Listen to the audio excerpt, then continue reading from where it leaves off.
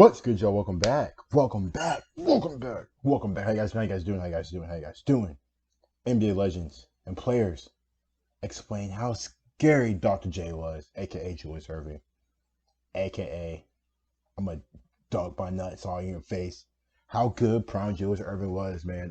NBA champ with Philly, sweeping the Lakers. Also a two-time ABA champ as well. One top players of all time. One of the greatest high fives of all time. And man, what a career Dr. J has. You don't really hear too much about Dr. J. Personally, I don't really hear too much about Dr. J. Obviously, I wasn't alive during this time, so we're figuring out to what these players and legends got to say about Dr. J. You guys go ahead and like the video. Also, if you're new to the channel, sub as well, man. Julius Let's only Erving, get started. also known as Dr. J. He was one of the most influential players in basketball, not just in NBA history, but in basketball. Before there was a Michael Jordan, Magic Johnson, and a Larry Bird, everybody wants to be like Dr. J. It was just something about him. He just had that superstar swag to him. And this might be off topic, but every time I see Dr. J, he reminded me of one of my favorite basketball games, NBA Street Volume 2. And that reminded me of one thing. He was a Rucker Park legend, and that's where he earned himself the name Dr. J. And let me tell you how good Dr. J was. He won 3 championships, 4 MVPs, 3 from the ABA and 1 from the NBA. And in fact, he's the only player to be voted MVP in both the ABA and the NBA. He also has 7-time All-NBA selections, 3 scoring titles, and if you combine his points from the ABA and the NBA, he'll be number 8 on the all-time scoring list. Hey, I didn't know he was like that. I mean, I knew Dr. J was good, but shit, I didn't know he was like this. Golly.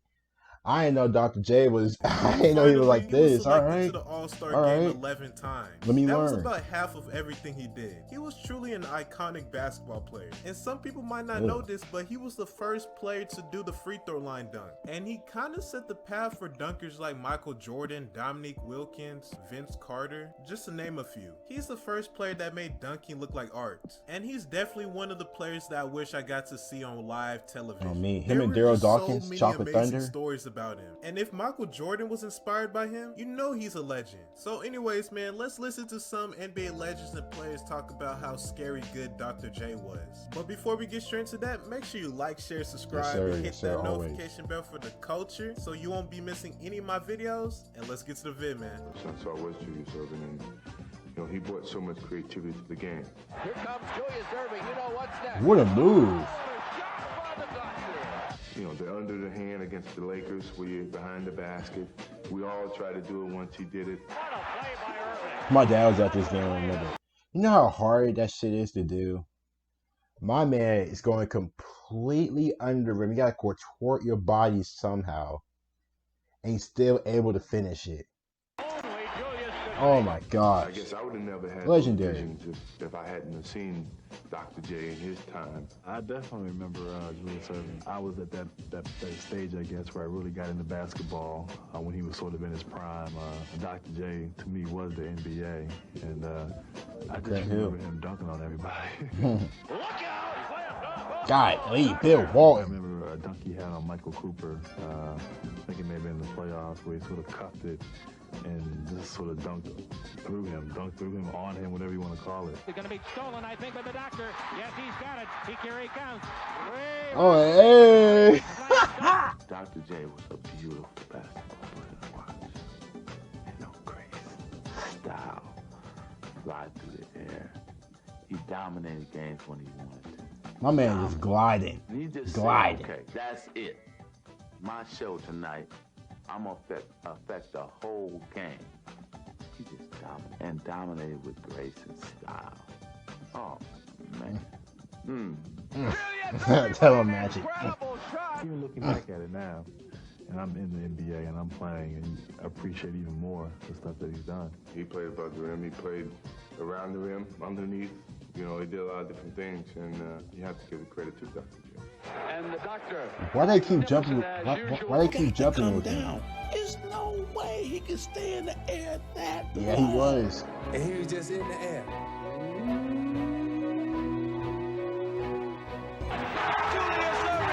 Jones with the ball.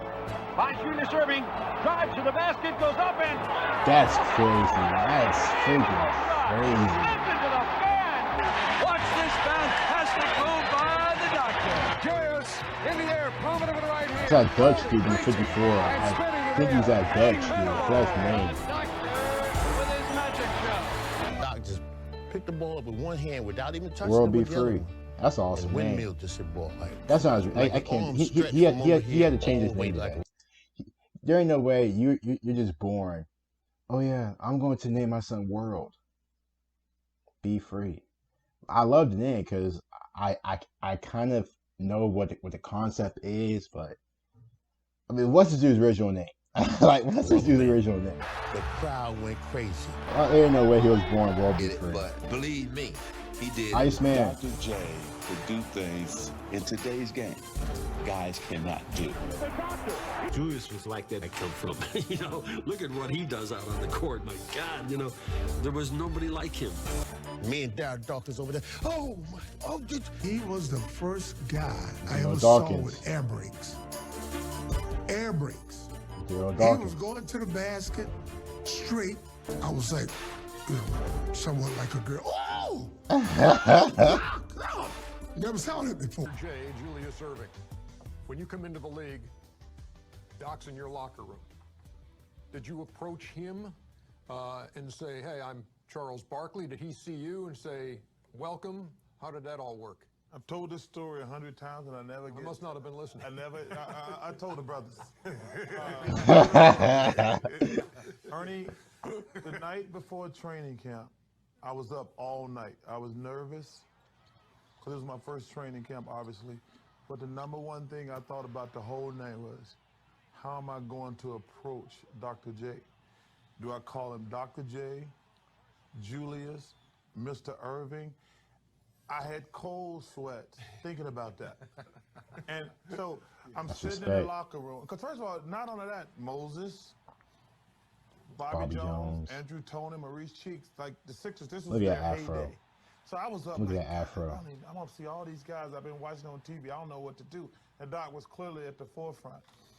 And I'm sitting there, and finally I'm in the locker room, and I said, well, I don't know what to do. And Doc comes over and says, hey, young fella, I'm Doc. And I said, I'm Charles Barkley. I mean, on the show, he know what to say. Ernie, I can't explain how nervous I was. Because, like I said, that's when the Sixers was in their heyday. And seeing Doc and Moses Maurice and Bobby and all those guys, but Doc was the guy. That's one thing I always, we'll all have this in common.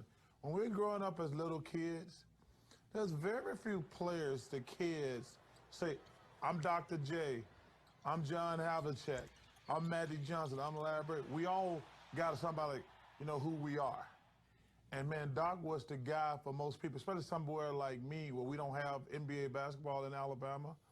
But he made it so, that's the only thing I was nervous about. Who would you start your franchise with? With Larry Look at Bird, Steve Kerr. Magic, and Michael? Well, Dr. J is who you would start your league with. And he's the guy who can be an ambassador for the league. Right. And he could be he a slick spokesman. was His at style one of point, play especially was with the infectious. So he would ABA. create all of those things that those three had. Look, what the Dr. hell J was was the that? first What the hell was that? Can I see that ambassador again? for the league. Can I And he see could that be a again, Dr. J? spokesman, and his style of play was infectious. So he What a would create move. Just all of those silky. things Look that at those this. three had. Dr. J was the first league ambassador. Bro really set him apart, especially in his ABA days, coming in, merging into the NBA. But look, I grew up a Laker fan. And in '83, obviously, when Philly played the Lakers, how many of us here, seriously, after that move, when he went baselining, he held it, and how many of us went outside and tried to do that? We didn't have the big hands, but we all tried to be like Dr. J. We all tried to sail. We all tried to jump from the free throw line. I think he originally won the first slam dunk competition. Reggie, you mentioned the fro. How about the shoes? Yeah. Isn't he the first guy who had his own shoe? The doc, remember the Commerce Dr. J? Legendary. I don't think anybody Legendary. else up to that point had their own. Converse. Legendary. Yeah. I think when also to echo Charles, because Doc lives here in Atlanta and I'm still with him, being around him, you're still nervous around Doc. I still go up to him and I say, Doc, how you doing? And he said, I'm fine, Steve. He still has that fatherly figure over you. And like you said, Kenny, he's an ambassador of the league. I mean, Dr. J is something my dad talks about, my granddad talks about, I still talk about. I forgot Steve Smith has a championship with the Spurs. I always know him from like the Heat and Hawks. Your development as a basketball player? Well, I think it was just what you said, his style. I think the individuality of him on his teams is what made him. Because you always knew Dr. J played on great teams and everything, but I knew Dr. J who he was, whether it was with the Pisces or the Fish to save Pittsburgh, and he had the same, afro. Or that's crazy. It's supposed to be Webber and Shaq. Wrong crazy. It's supposed to be Chris Webber and Shaq. And he had traded on draft night for Penny. You knew that what he had inside of him, you wanted it, and maybe you had a little bit of your own in there. And if you ever got the chance to play, you were going to do your dunks your way. You were going to do your things your way. I mean, no one glided or even tried to have body like that. So he taught me, you can be. Yeah, finger roll. Doc was just so smooth. He was smooth above the rim and below the rim. He was just so cool doing it. I can remember one time at LSU, I missed class, and he was down there doing something for Converse, and Coach Brown brought him over. And when I woke up, it was a hand on my chest, and I thought it was a guy that if you miss class, you got to run laps. So I'm thinking, oh man, I got to run these laps. And then when I looked up, it was Doc. He was like, how come you didn't go to class, big fella? He was just so smooth. And, we became friends, and when I decided to leave early, after calling my parents, Doc was one of the first people who I called. He was just so smooth, he was just so nice, and he was very hospitable. Hairdo on that photo over there. Look, I tried to do the Dr. J roll right there. Ew. Ew. I tried to have the doc there. Dude, Kenny. That was the best I could do. There's Kenny and the Czar. Jerry Curl. I look like Robert Reed. Ray Parker Jr., Kenny. T-Mac, when was the first time you saw Dr. Doe? Jeez, classic films. The one on the Lakers when he cuffed it. I mean, that's like the greatest of all time. Favorite dunk. There he goes. Cuff the ball. Get your bitch ass dunked on, Michael Cooper. Was it the Cooper dunk? Yes. When I grew up in New York City, and Doc was playing with the Nets. And so Larry Keenan, Super John Williamson, those were the guys I always watched early on, and Doc had the big fro, and we used to always have jokes that Doc could go, he was able to dunk on people so much because he had the big fro, and he put the ball behind his head, and then he'd move his hands, and then he'd pull it back out of his head, and he'd dunk it out. It was just like, but his illusion, and I think, and his dunk was great, but I think the way all of us have probably admired more the way he carried himself off the court, because he had a demeanor. It was the first time we saw what a superstar sports figure in basketball. Bro was legendary. You know what I mean? Like, he legendary plus the NBA was starting to become big and all that. Like, my man was legendary. You got people looking at you, all these figureheads trying to be like you. You basically the face of the league, man. Like, that's a lot. Also, you're the best player in the league, like, at one point. But nobody had seen what a superstar basketball player was until we saw Dr. J. I would venture to say Doc, because every kid growing up in my era wanted to be Dr. J. He kind of set the stage for what guys do today, like myself. Damn. Because there's a lot of dunks that he did that players today Magic. do. And the way he did it. I never seen nobody go around the backboard on the other side, come back and finish and dunk it in traffic. I mean, look at the dunk against Bill Walton. Bill Walton was one of the great block shots. Get your ass dunked on, Bill. Chance of blocking Doc shots. So I would say goofy ass boy, the best of all time. So guys, I hope y'all enjoyed the video, and tell me if y'all have any favorite Dr. J moments. So make sure you like, share, subscribe, and show love to the YG gang.